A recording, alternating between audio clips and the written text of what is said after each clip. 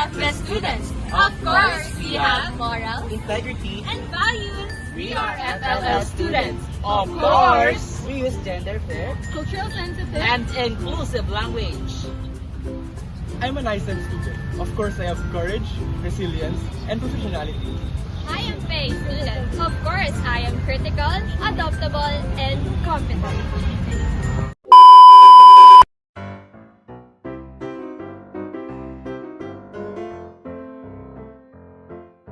I'm an ethics student. Of course, as a future-ready teacher, we should be ready for asynchronous classes when there is a problem with internet connection.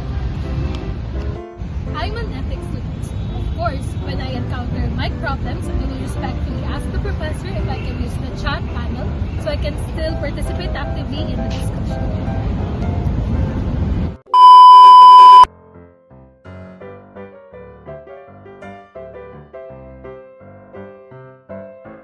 We're ethics students. Of course, we'll ask further questions or clarifications from our professor if necessary.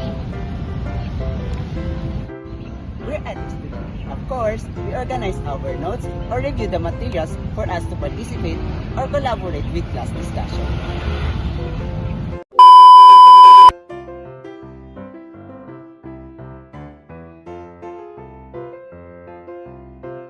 Students, of course, as a subject representative, I always ask for instruction and needed materials from Mamshi A.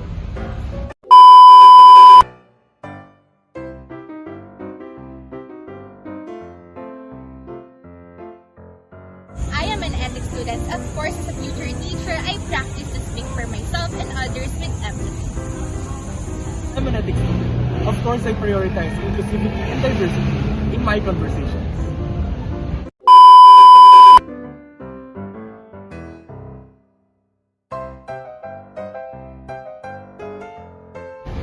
We are ethics students.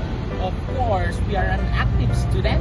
We use technology wisely and we value everyone else's ideas and opinion.